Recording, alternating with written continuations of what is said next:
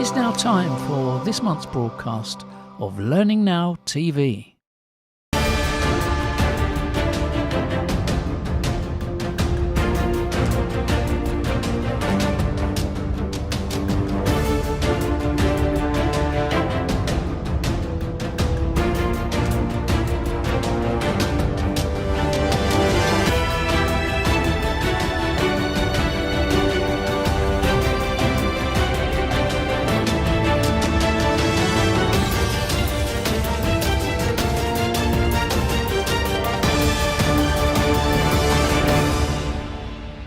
Welcome to the May edition of Learning Now TV. I can't believe it. The sun is shining, the shorts are coming out, we're emerging from the pandemic. Life suddenly feels very, very exciting indeed. And not to be outdone, Learning Now TV is super exciting this month. So Nigel, what have we got on? Catch your breath, Kate. It'll probably be pouring with rain or almost snowing by Monday. But at the moment, let's be optimistic. And let's be optimistic about Learning Now TV. And that is something genuinely to be optimistic about. We've got to feature three really good sessions. First one by Julian Stodd. He's produced a very small book on leadership. And it's a really interesting book. It's only something like 56 pages. You can read it in 40 minutes. But it's very thoughtful about the kinds of leaders we need in the kinds of times we're living through. So I have a really good discussion with him about the virtues of humility and values-driven leadership. And then Suk Pabil. Suk produced a blog on learning culture, and he said there are sort of 6 different stages for learning culture. So I thought I'll grab him on that. So Suk and I have a really... Yeah, right up my street. So Suk and I have an interesting discussion about what he meant by that and how he sees the whole thing shaping. And then Bob Mosier. Bob has got the second part of his series on elevating performance, and it is as good, as interesting as the first part. So I recommend that you watch all of that. So enjoy the show.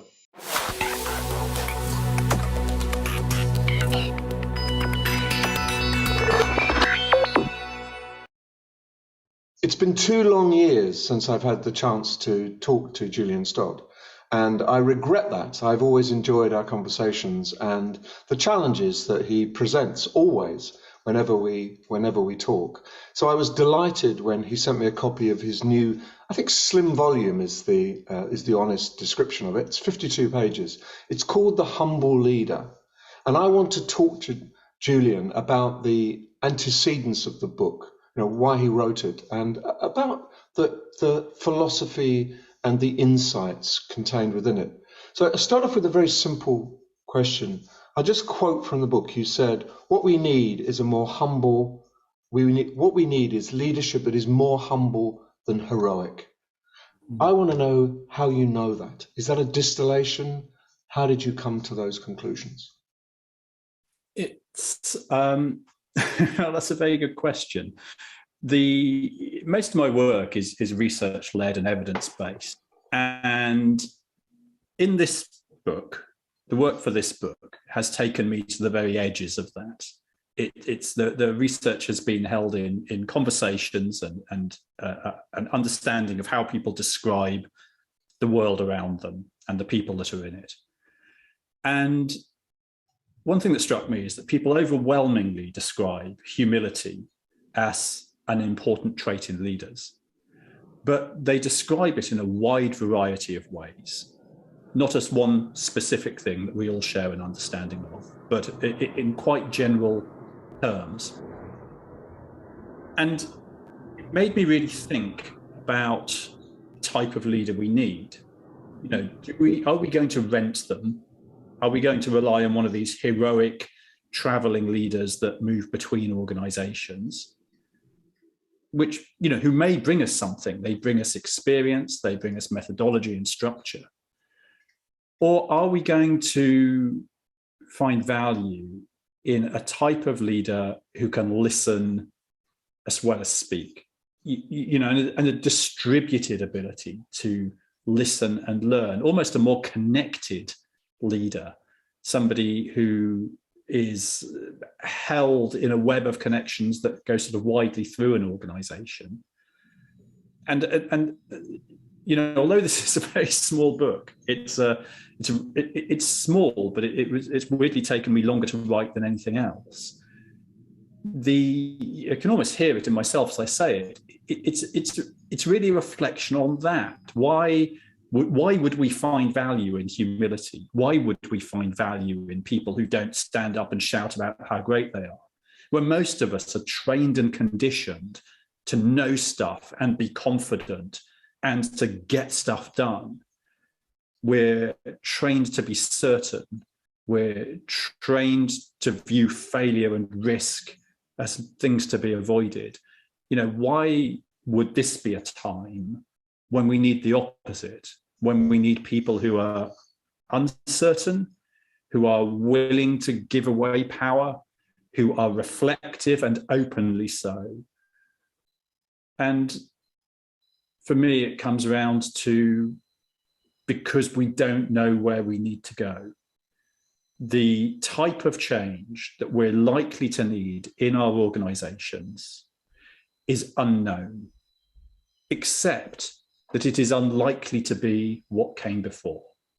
I've got in my mind an image of one of your images that starts with a factory belching out black smoke, and it ends up with something completely different as you move through different ages into the social age. And in some ways, there's an audacity out there to believe that because everything's changed, leadership therefore needs to be even stronger, even more controlling, even more directive, even more firm and confident. And what you're showing, and I think very, very well, is that the opposite is actually true. Second question is around that another word that is very prevalent in the book, and that is kindness. And the question is really, what do you see the benefits of kindness? You know, that kindness is often associated with weakness. If you're kind, you're not decisive. If you're kind, you can't take difficult decisions. If you're kind, you focus on the human issues rather than the big structural, economic, or whatever other issues. So explain a little bit about kindness and what, for you, makes it so important. Well, kindness is interesting. Over the last couple of years, I've been building out this body of work around quiet leadership, which looks at humility, kindness, fairness, and the notion of grace, the way that we adapt our actions. And in the research behind that, I carried out some analysis of the emotional tone of language used when people describe these things. And something interesting came out that differentiated between kindness and fairness. When people describe kindness, they typically use language which shows quite high levels of anxiety and uncertainty. But when they describe fairness, they have highly confident language. And I think that reflects the fact that fairness is quite embedded in the narratives of organizations. I think you find it in the everyday language, but you don't find kindness there. Yes. And yet people value both. Kindness is typically described as something between me and you. So I take some action and you deem it to be kind. Fairness is typically triangulated. So I do something to you which you deem to be fair, but then you discover that I treated somebody else differently, and now that thing is understood to be unfair. So it highlights for me that, you know, kindness is very much an interpersonal force. It's a bonding force. It's an investment in one of the social currencies. But we also have to look on it as a coin with two sides. In the Quiet Leadership book, I talk about kindness as a friction, because it touches upon others and hence changes the system around us. But is it universally good?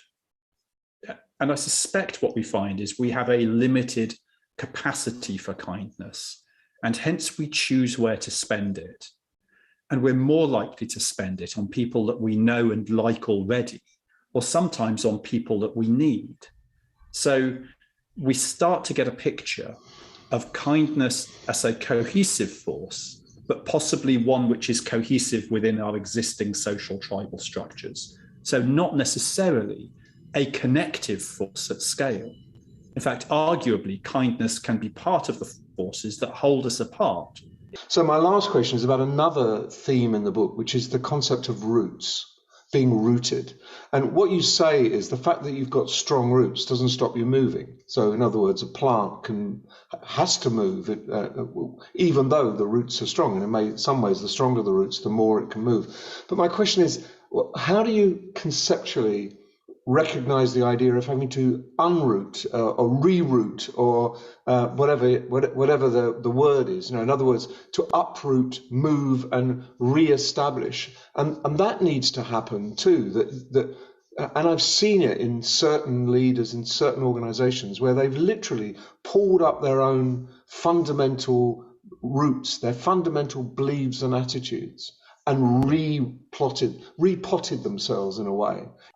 So the question becomes not what action do I take, but how do I understand the action that you take, and how do we build a kind of social movement around change?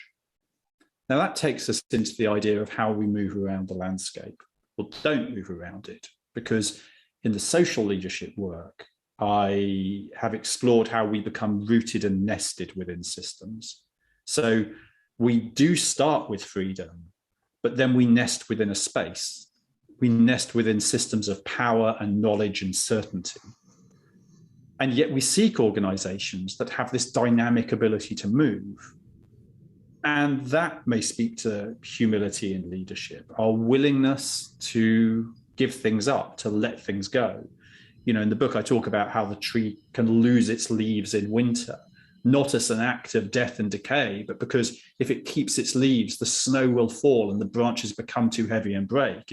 It loses its leaves as part of survival. And this notion of being able to uproot ourselves and move is important, but to understand what holds us in place. And it's often power and pride and certainty that hold us in place, and our fear of losing those things that takes us out of it. So, in that sense of it being a reflection, the bigger question is not what more can you gain, but what can you give away? How can you move yourself and hence enable a system to move? Yeah, it's almost like there's an anti-book lurking in the background, an anti-book based around certainty, confidence, where you have to be tough and not necessarily kind, and where you decide, who's going to be rooted and who isn't, and you can toss away plants that don't quite fit the new garden design. Again, I'm using a terrible metaphor, but you see what I'm getting at. So it's almost as if this book has got a kind of ugly cousin sitting next to it, and by implication, you are arguing that the ugly cousin is no longer fit for purpose and may have been pretty successful for quite a long time, but not an incredible long time in the history of organizations, but for quite a long time. But now there's something, I think, pretty radical in these 52 pages with many blank pages, even though it's not many words. I think underlying it is an actual complex network of thought and ideas, which is pushing away, the anti-book and saying, this is where you need to focus. Am I going crazy, or is that true? I mean, I should say this is. I normally say that my work is generally imperfect. That's why it's sketched, because it's part of working out loud is to share your evolving thinking. This book is at the extreme end of that. I'm absolutely sure it has no answers within it. And I'm pretty sure that anybody could find something to argue about within it. And I'm perfectly okay with that, because I think this is a step on the journey. It's not a destination. In 2019, I published the Socially Dynamic Organization, which attempted to look at how we adapt our organizations from an organizational design perspective. And that felt more like a proper book. That felt like, this is something in a language of organizations that we understand. And yet even within that, something snuck in there that I hadn't intended, which was an illustration and a chapter that said, organizations aren't real. They're just structures of story and belief. And I kind of looked at myself and I was like, well, why are you writing that? You know, this is supposed to be quite sort of practical work about how we change organizations. But that thought's really stuck with me and grown out of it. And so I think at some point you have to kind of put your mark in the ground. And for me, this is about new models of organizational design, new types of organization, and within it, new types of leadership, which may not be a formally codified role. You know, in all likelihood, the mechanisms of effect of the organizations we should be building will be different. They will own less stuff. They will have lighter structure. They will be more reconfigurable because they are not constrained. They will be permeable to expertise. They will be guided more so than they are governed. And all that's a fancy way of saying they'll be small with a culture which is adaptable. And small, of course, doesn't just relate to the number of people they employ. There may be the same number of people, but you can still be smaller because you are not trapped within a narrative of organizations that constrains you. And I will often say organizations imagine that constraint is imposed upon them by the market or by competition, but generally it's not. It's generally grown within. Our constraint is something that we engineer ourselves. So Julian, thank you so much for this conversation. I've found it really very, very interesting indeed. And I think for other people, just go to Julian's blog and there's a crawl on the screen now. Just read some of his ideas. And I think you'll see that almost every page of The Humble Leader can be traced. The roots of it lie elsewhere in his thinking and in his work. And I hope that you see that this is not simply saying, oh, be a bit more humble, please. It's actually a whole philosophy of being, in a way, both for organizations and individuals. And for me, this is an important conversation. So, Julian, thank you so much for taking the time to talk to Learning Now Television today. Thanks, Nigel.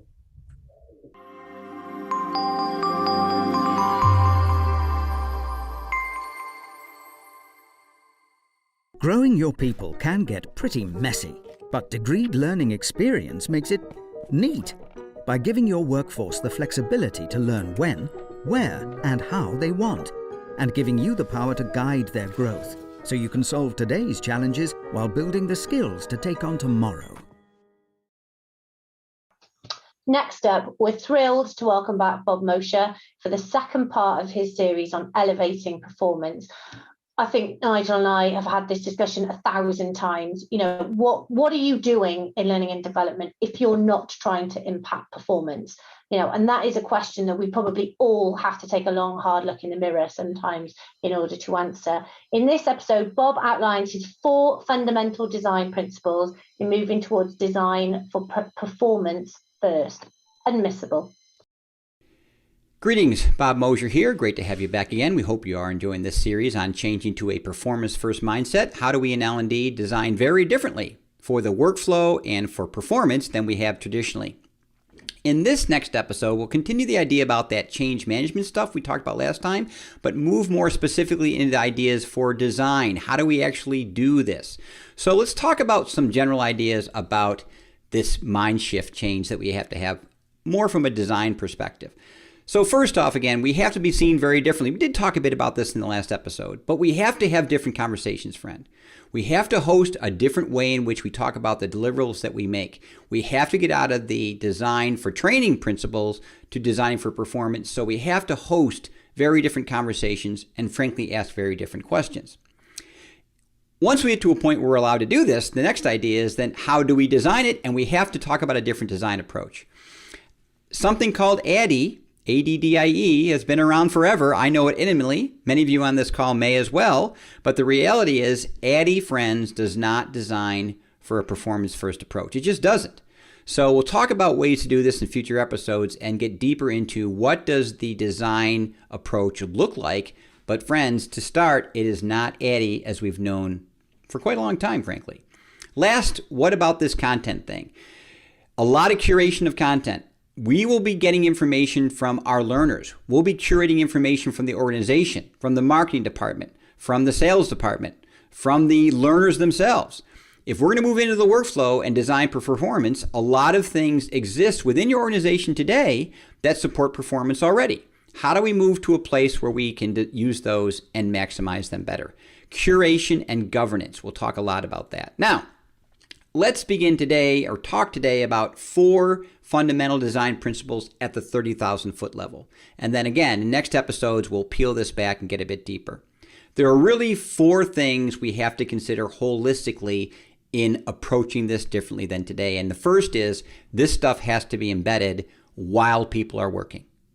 This is not a come to us model, be it to our LMSs, to our classrooms, or to our virtual technologies. They don't attend this, friends. They pull this, and it has to be embedded 2 clicks, 10 seconds away from the work they are doing. So we have to know the workflow, a word you'll hear an awful lot about we get to design in future episodes, better than we ever have before. That will help us with principle 2, which is once we get them there, once it's embedded, we have to only present them with the context of the role or the area they're working in and give them support and help there. No more, no less. And we are famous in training for giving way more information, way more context and content, we'll talk about that in a moment, than we need to. So context, very specific, right to the workflow, to that moment only. Content, principle 3. Just enough. This is very different than the way we think when we train.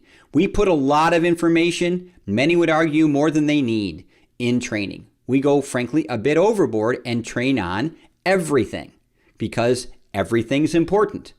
Friends, not in this domain.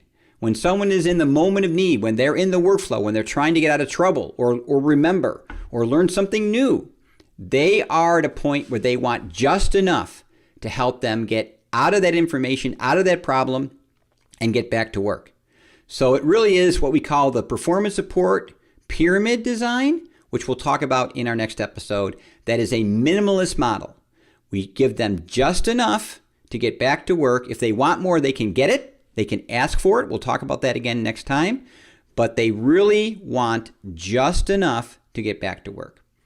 Last, kind of a wrapper around the whole thing, and I talked about it a moment ago. If this content is not trusted and curated well, all the principles I talked about don't work. Embedded, contextual, just enough. They will click out of these things, friends, or dismiss them if the information they're greeted with is not correct, is not current, is not curated from those who know and those who own the knowledge in the organization. So content management becomes a big issue again in this discipline of workflow-based or performance-first-based design. So those principles again, friend, embedded, got to get there, only enough, and contextual for what they're doing, just enough to get them back to work, and all of that has to be trusted and curated in a way that the learner will get what they need and what is correct. Hope that was helpful. Looking forward to going deeper in our next episode. Friends, be safe and well, and we will talk again soon.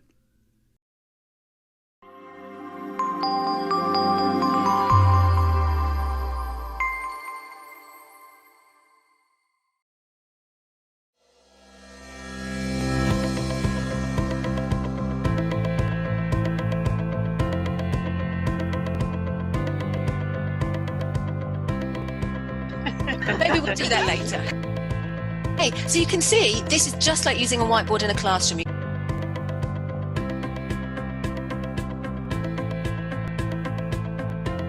And then you do my 3-year-old's favourite. You just have a nice little wiggle. 1, 2, 3, rate it now.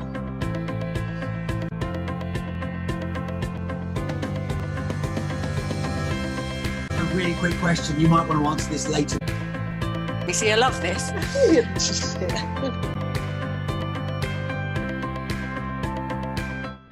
Robin Hoyle is back. I think we've said those words hundreds of times, and it's always true. Thank you, Robin, for your regular dedication and your ability to find new stuff. And this time, you're focusing your exceptional energy on leaders and why clarity from leaders is an absolutely essential part of any kind of transformational change. Muddled messages cause muddled thinking, cause confusion, and ultimately failed transformation programs. So it's about leadership clarity, and it's good, strong, wise words. Thank you, Robin. Change is a pretty constant in organisations, isn't it? And when we are engaged in change, the chances are learning and development may well be part of it. It doesn't have to be, I know that. But very often we want people to do different things. We want them to fulfil new roles or to develop their capabilities in areas which were previously unnecessary. And so we have a learning and development process to underpin that change. And what I see very often in organisations is that both the change process itself and the learning and development is unwittingly undermined by those at the top of the organisation who may be concentrating on some other priority or thinking about something else at the time, but they send out messages which are, don't worry about it, this isn't important, or they don't sufficiently explain and outline precisely what is going to happen and why. So I have a job for the senior leadership team, which I would expect the learning and development people to be front and centre in advocating this, in getting those senior team on board. Senior team need to change as well. So let's give them some of the tools that they need. First is, what's the vision? What does it look like? How does that support our purpose? How does it support our service users, the people who we work with? How does it support the employees? Why is the change necessary? Why is it now? Secondly, how are the skills and behaviours which I'm being expected to learn going to deliver that change? How is that joined together? Does it make sense to me that I'm going to be doing something different and these are the skills which will enable me to do it? Thirdly, how will those senior leaders support people as they go through that learning and building those capabilities? Changing how you work is tricky. It's one of those biggest areas where you're going to find bumps in the road. And so, who do I go to for support? What support can I expect? And the flip side of that, number 4, is what's expected of me? Do the senior team, can they explain, can they outline how I'm going to develop those skills, what the various options might be, what that will feel like, look like, how that will work? But it's not just at that launch phase that I want the senior team involved. I want them involved throughout. And I want them to do 2 particular things. The first is that I want them to model the behaviours they expect us to demonstrate and to develop. So we know that people in organisations, adults, tend to mimic those around them. This is what culture is all about, isn't it? The way we do things around here. So I want to see my senior team exemplifying the kinds of behaviours, the kinds of attitudes, the kinds of actions that they expect us to fulfil.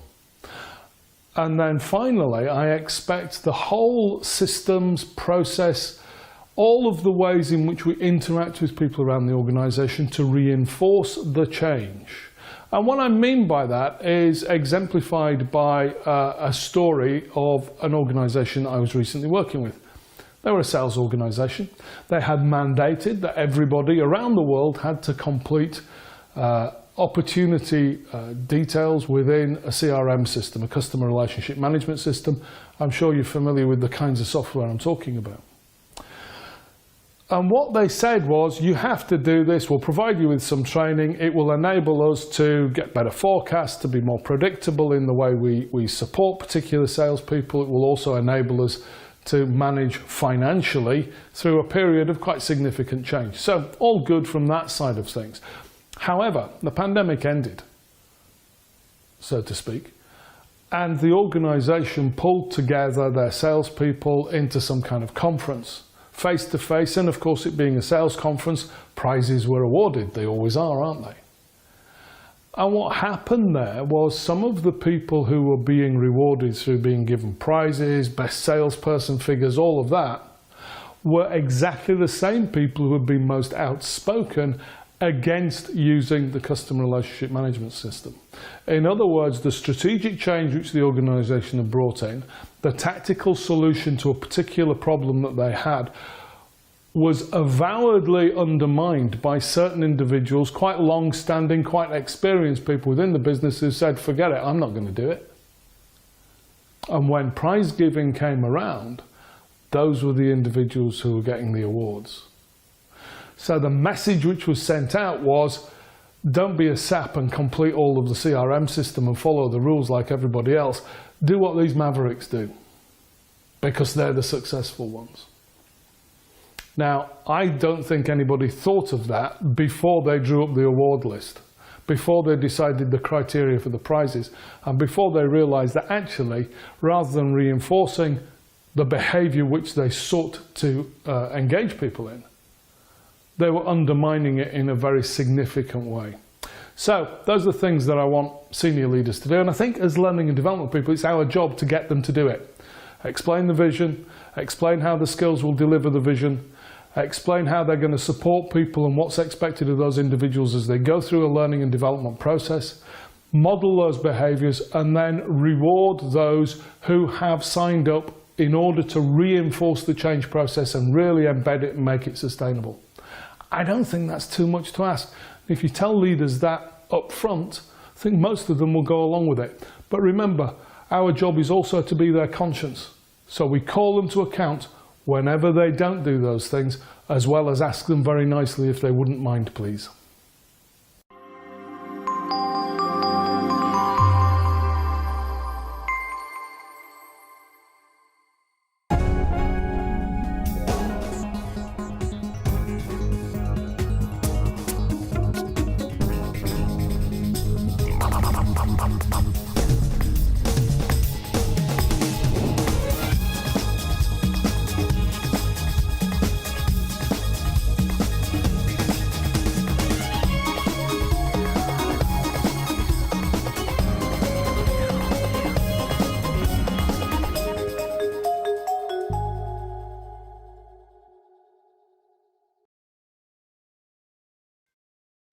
I'm so pleased that Suk Pabil has agreed to join me this morning. Suk is a senior learning strategist, and what caught my eye was an article he wrote recently called What is a Learning Organization?, which he gives 5 levels of learning organization. So first of all, Suk, just tell us, where can we read that article, and then explain to us what those 5 levels of a learning organization are.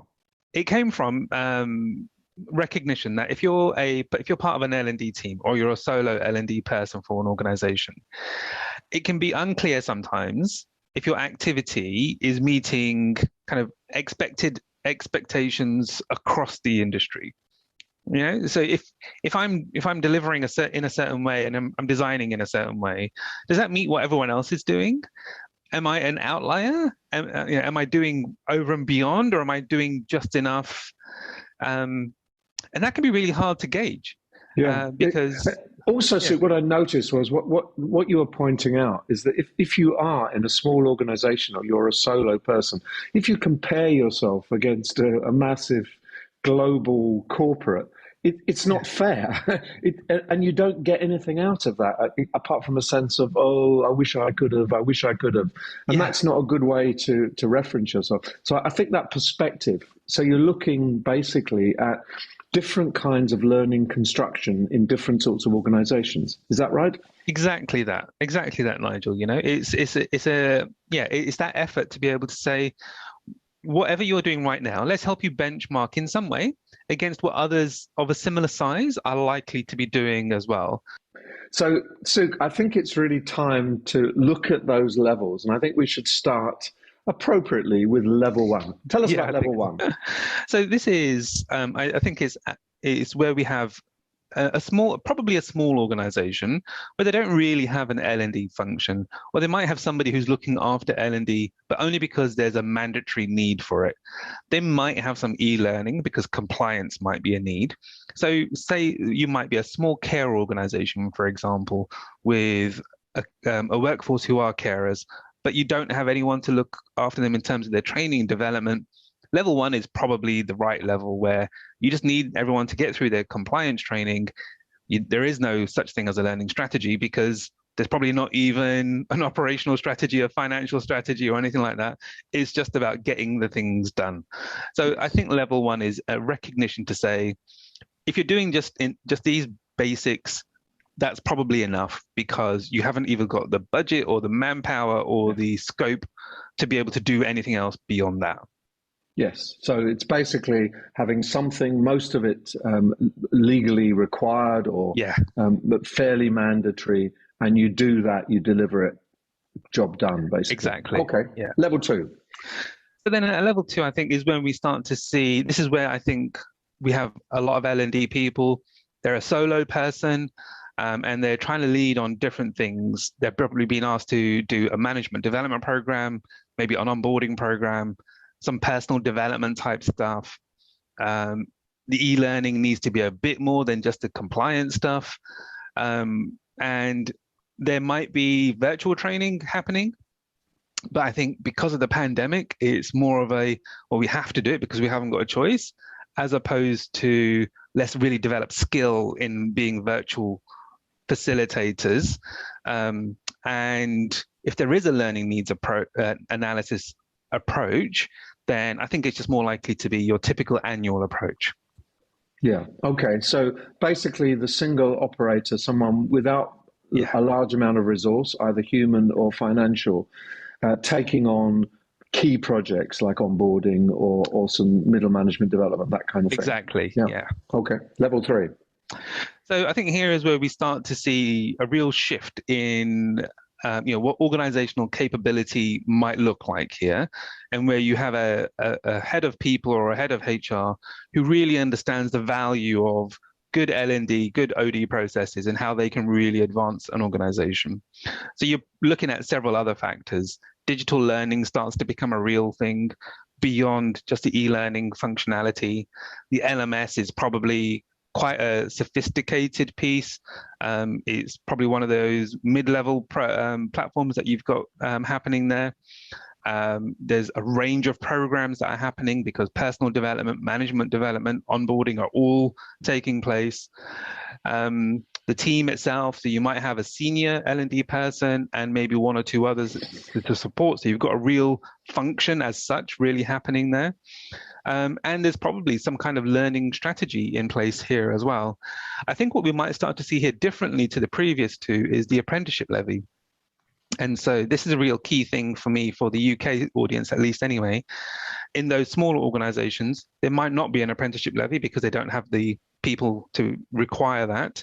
But at this level, I would expect there to be some use of apprenticeship levy because it is something that the organization is already paying for. So this is a kind of nascent L&D, recognizable L&D structure with programs and some kind of management, technology management. So they're gathering data and doing things automatically rather than manually. Okay, so level four. Let's get into the So I think meat of it all. Level four. Yeah, well, I think this is where we start to see probably the medium to large size organizations is where you're really starting to appreciate, not just from the HR and people perspective, but from an operational perspective. Senior leaders are really bought into, we need a solid L&D strategy to really help us develop the skills of our people. I think this is where we start to talk about things like the skills agenda as well. And we really start to take into account things like executive leadership. How are we developing team capability? So we're really starting to address proper issues in the organization that the L&D team can actively support with and actively provide programs around.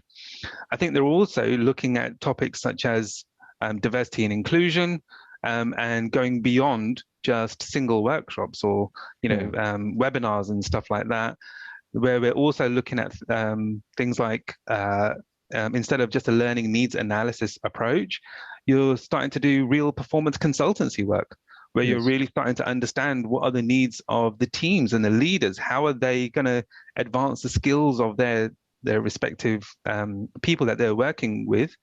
And projects are going to be much more organizationally impactful, so there's going to be a much more of a need here to really appreciate how do things like the systems work? How does the organization work? I'm also likely to see quite senior people in the L&D function. So you're probably likely to see several director roles, or certainly several senior roles, which help to then also understand there's going to be quite a experienced group here leading this organization from that learning perspective. Would I call it then, Sue? Could I paraphrase you and say it's the proactive learning organization? So you're getting the team engaging. They're not just reflecting. They're not just taking orders. They're actually proactively helping develop elements of the strategy in the best that they can. I like that. So what's left in level so then 5? It's a level 5.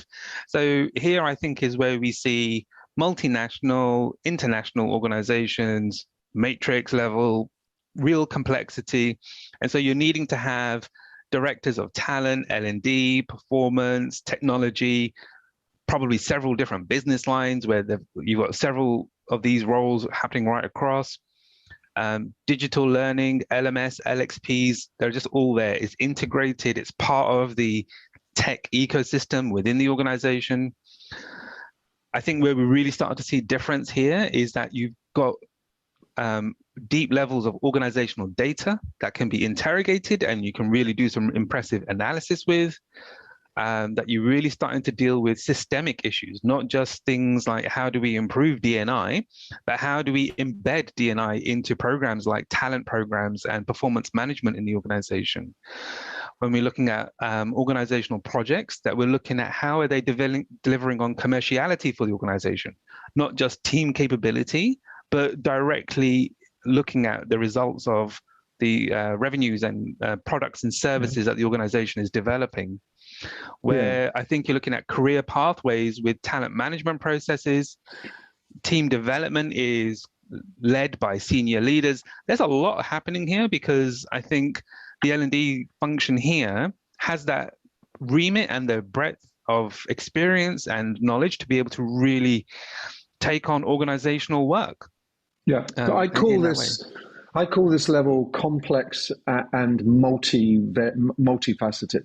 Exactly. So there's lots of things happening at different levels with different groups involved in different things, involving the business in multiple ways, and being part of the agenda really for the organization, being at the table, metaphorically or literally, and having a say in how strategy is executed right across the piece. Okay, that's really clear. Thank you. I'm sure everyone can see where they could place themselves from sort of simple, reactive, complex, and multifaceted. Now, what I would like to know, just a couple of questions, because we're running out of time. The first question is, I am locked into one of those levels. I see myself perfectly positioned. Should my aspiration be to move to the next level, or should my aspiration be to do better at the level I am? That's really an important question. I think there's another question related to that as well, which is, do these levels mean better? And I don't think that's necessarily the case, right? Just because you might recognize yourself at being a level 5 organization doesn't mean you're doing better than someone who's at a level 2. It's recognizing more about, well, this is the level of the organization and this is what the organization needs and has the capacity for. Therefore, we recognize what is potentially at play here. And so to answer your question, I think it's more about, well, how do I do these things really, really well?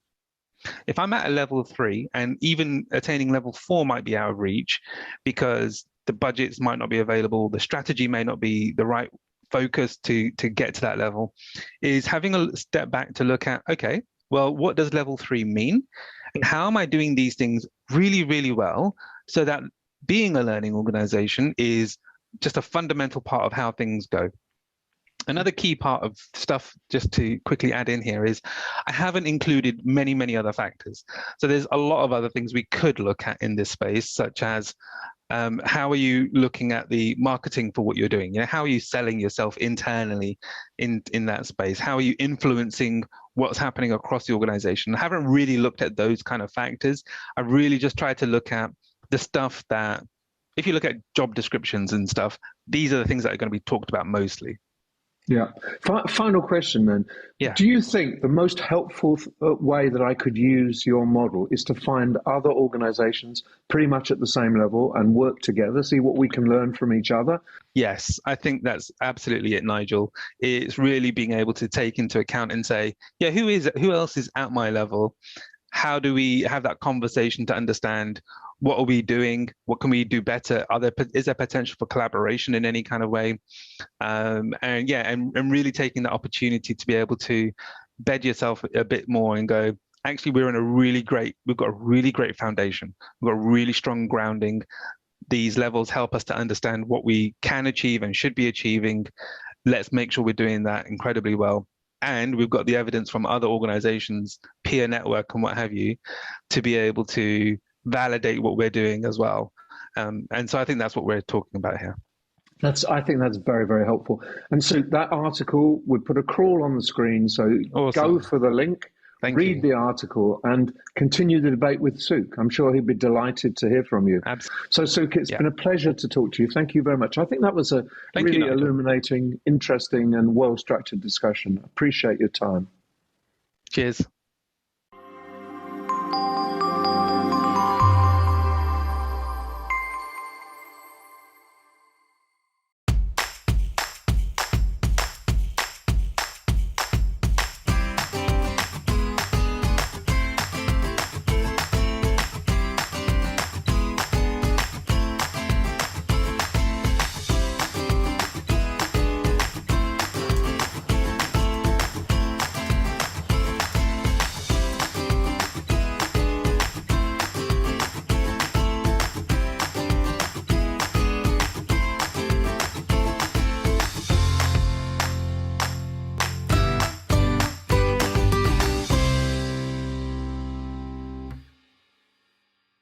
Welcome to Learning Technologies 2022.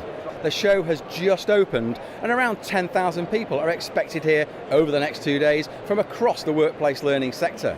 I'm going to be talking to participants and vendors about what they're doing and about what's important in 2022. Much has changed in workplace learning. Half of the world is now working in a hybrid way. How is learning and development responding to that? How is the learning sector contributing to workplace performance? How is business creating that really important learning culture? Reskilling and upskilling, how is that showing itself across this event? These are some of the questions I'm going to be asking over the next 2 days.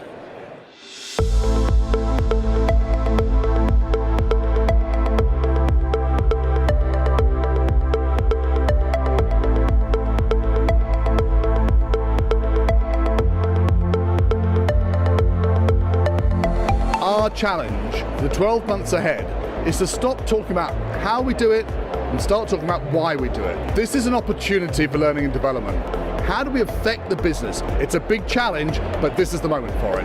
How does the hype translate into realities for just ordinary corporates who are trying to execute digital learning in their organization? We now see that learning is a real challenge for every companies which are here, and it's really a key for success in their business. We've got a number of global brands that we represent, Docebo, Articulate, Beyond. We've got our own Omniplex studio who deliver the creation and design of learning content. We provide bespoke content, we provide an LMS, we provide catalog content. We meet the needs of a customer starting from training needs analysis to the final delivery. By having learning, skills, and performance all in a single platform, super accessible and easy to use, it allows companies large and small to be able to connect those dots and make effective learning programs for their organization. We work with organizations to help them get the best of their investment in learning technology. Our expertise is in the project side of making that technology work. Our role is not just to deliver content, it's actually to make sure that people learn at the end of the day. Yes, employee will consume, but is the outcome that L&D is looking for really consumption, or is it impact? Learning does not simply take place at the knowledge transfer level. You need to practice, you need to show, you need to discuss. We need to think about how we get messages across to employees to help remind them of learning that they've already seen and help them to change those behaviours when they need to change them. We are really working hard to make it very intuitive, very easy for users to use Moodle. Our biggest challenge right now is how to turn this complexity into simplicity. Our ability to provide industrial production capability to satisfy our customers is unequivocally the principal objective for us this next year. Coaching, nudging, behavioural relationship with learning is getting much stronger, and that's been really, really interesting for us to see when we think about in the future how we make our content stick that little bit more. Giving the employee experience the strategic attention and support and investment at the top level is really critical. The role that the L&D professional and the wider HR function, how they need to work better together. So breaking down those silos. Now we're returning in part to the office, and we're returning to something resembling business as usual. We have this almost hangover of all the digital platforms and content and programs that have been launched, and we're trying to find our space and become more intentional about skill development. We've seen a big shift post-pandemic to the learner taking ownership of what they need when they need it, and organisations are having to adapt and respond to that. We integrated Amazon's AI and Microsoft's AI into our platform, so an amazing search product. So basically our technology understands not just what the content's about, but what's inside the content. With the hybrid workplace, there is no one single room for learning anymore, so the biggest challenge, I believe, will be to leverage the technology and personal touch in learning and teaching and training to deliver the best training possible. This year, I think you're seeing that learning and development professionals are being asked to step up their game and help organisations from a real strategic point of view. Previously, we were charged with implementing strategy, get these people trained on doing this thing more efficiently, more effectively. Today, we're in the midst of things like the Great Resignation. And all of a sudden, we can't pay people enough to keep them in our businesses, and we can't cope with wage inflation. So now, learning and development professionals are getting the call that says, what can you do? How can you help me retain, and how can you help me stop the attrition of people from my organisation? Employers need to look after and value their workers in a way that they've never done before. And that means improving mobility, but also it means actually looking at what makes that person valued, and then giving them recognition for that and giving them a pat on the back. And what we're seeing is that the employers that are being most competitive and most successful in the marketplace are the ones that are doing the best job of encouraging learning within the workplace. Exposed to the company culture and its values is now something which people are asking training to do. Reinforcement of the brand to its staff is done through training. So I think there are a whole load of things which are being asked of training now that did not used to be the case. Retaining talent, nurturing talent, developing people, and it's becoming a boardroom issue. And it's that link of the whole learning agenda into the boardroom. And I think whichever way one looks at it, and we come down to the learning needs, those are the biggest challenges weaving their way back up to what the board are wrestling with in a hugely turbulent, changing marketplace. It's exciting to come together and see what creative solutions, just by having a conversation and collaborating, we can come up with. And yeah, I've got a really nice vibe from Learning Technologies this year, as I always do. But this year, I think it's even more special because it was really needed. Seeing so many new vendors cropping up with interesting and innovative offerings, catching up with familiar faces, and getting insights from the speakers. Yeah, it's good to be back, Rob. The energy that's here is fantastic. Just the number of companies that are focused on the same core issue, because it's universal. It's every company needs this in some fashion. And it's just great to be a part of a group of people who are all aligned to the same objective.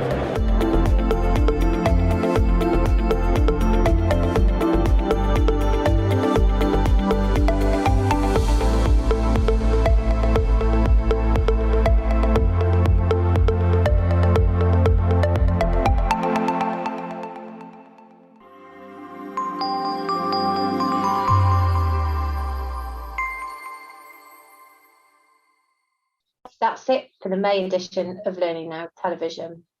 It's been an absolutely fantastic programme, and it's been a really exciting month because I got to see Nigel in person. Wasn't that amazing? Can't get more exciting than that. So we wanted to just touch on the Learning Technologies event, which I think Don Taylor said in the opening address, it's been 800 days since the learning community was last gathered. at that particular event. Obviously, the great and the good. So, Nigel, any key highlights or takeaways from you, other than obviously getting to see me? Well, Kate, you were the highlight to meet you, but I did let you down at the end by going to the wrong Fox bar, having completely forgotten there was an East and a West. So I owe you one for that. Yes, I'm sure it has. And that confusion was compounded. I didn't quite know how to react to people. And sometimes I went close and they backed off. Happens to me a lot. Or sometimes I backed off and they went close. And we're doing a bit of a ballet to start with. Yeah. Kind of got used to it. And you want to respect people's boundaries. Yes. Yeah. Yes. And I did find I was exhausted. I mean, in a way that I am not. And the term I used was being match fit. I think not just for the conversation and the concentration, but also the sensory overload element of it. So, the buzz, and it was busy and it was buzzy and it was great to see. But, the colours and the noise, it really did sort of take me by surprise, I think, how much it took it out of me. Yes. There was a lot, I would say there was a lot of joy. I think that learning and development people are people. I always say that. And, there was a lot of happiness and joy to be back together, which sounds a little bit trite. No, I don't agree. I think it might sound it, but it wasn't at all. It was just like a kind of the gathering of the clan. That's what it felt like. Yeah. Any highlights from a content point of view? Yeah, well, I really love the second keynote on the Thursday. I thought that was so good. The talk about the future of work, and I particularly like Julia Hobsbawm. She used this metaphor of the snow globe and saying that a snow globe has a strong, firm base, and therefore you just wait for the snowflakes to settle, and everything's okay. But now there's no such thing as a strong, firm base, and all we've got to go with are the patterns and the links and the connections between the eternally swirling snowflakes, because no sooner has it started to settle, it's shaken up again and shaken up again. I thought that was a great metaphor as a description of the kind of volatility that we're living through, and how work has to change. The kind of structure of work, the hierarchies, the static nature of work, the idea of career pathways based on promotion from one thing to the next level, all rubbish now, all completely not fit for purpose. So she highlighted that a bit for me. But I also enjoyed a large number of the presentations where we were seeing some real insight into what's been going on. I love case studies. I love people talking about their work, not theoretical, but real. This is what we do. And there's more opportunities to fill your cup up as well with, some learning goodness and events goodness. There's a few things coming up, so I'll just check my list. Yes, tell me what they are. 15th to the 16th of June, it's the CIPD Festival of Work. Sadly, I'm missing that. I'll be on holiday in Zante, but always a good event.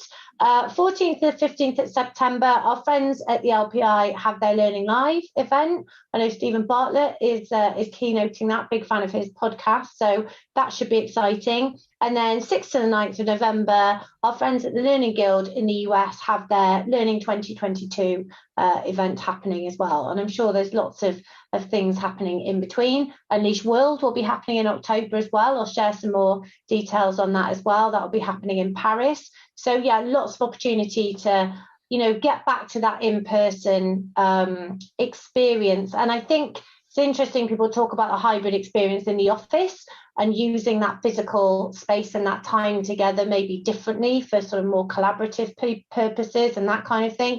It will be interesting to see how events evolve and whether or not they bring in digital pieces or hybrid pieces and how they kind of curate that changed experience now for this new normal.